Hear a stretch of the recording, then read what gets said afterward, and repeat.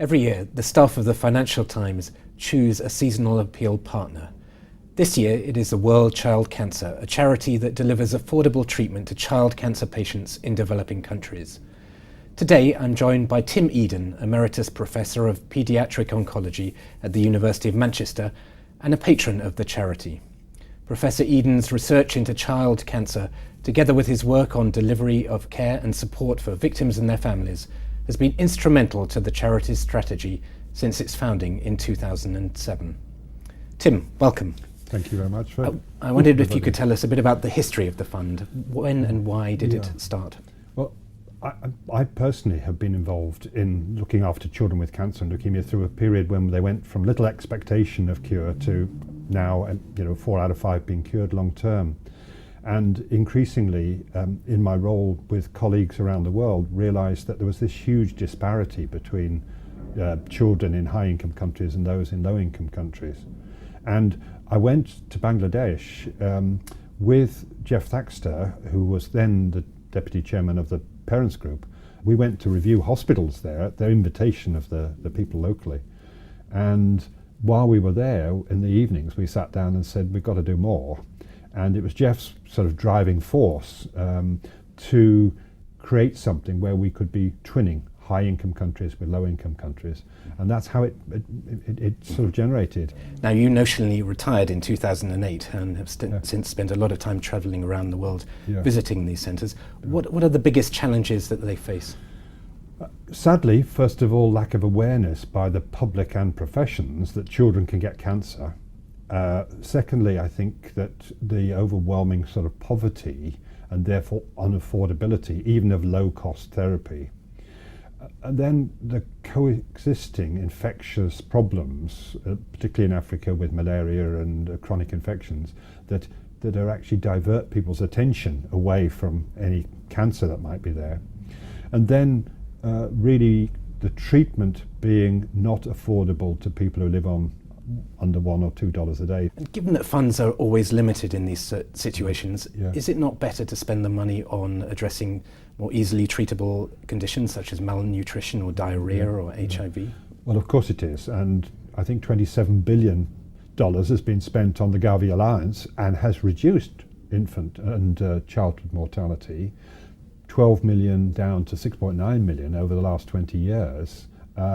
From principally infectious diseases. There's a way to go, and in Africa and Asia, where we mostly work, they account for most of the deaths in the world in children under 5 years.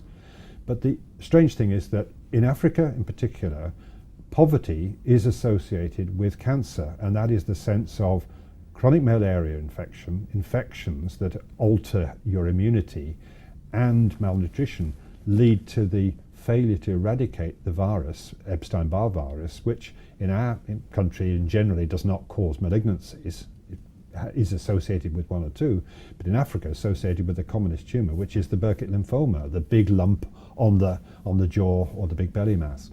And so poverty, in a sense, is associated with that cancer.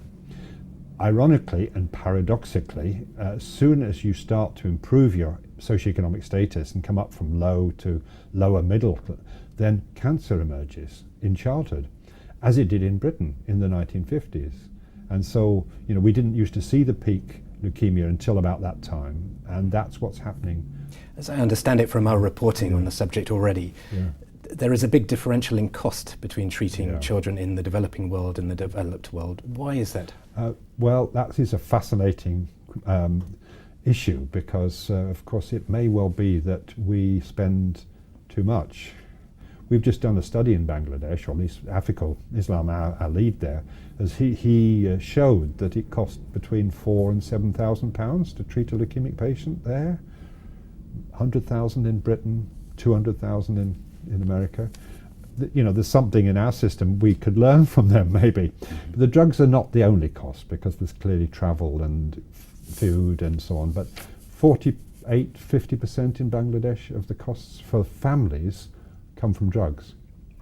Now, we hope that we are jointly going to raise quite a bit of money.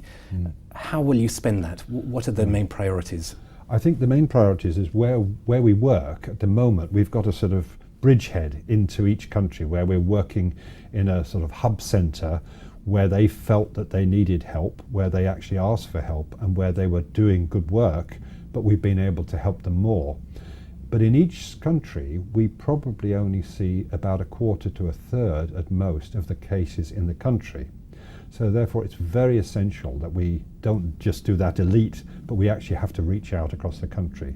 So the creation of satellite centres is very, very important. So it's building out across each country first, doing the best for all children in those countries, and then of course the next priority is to do work in more countries.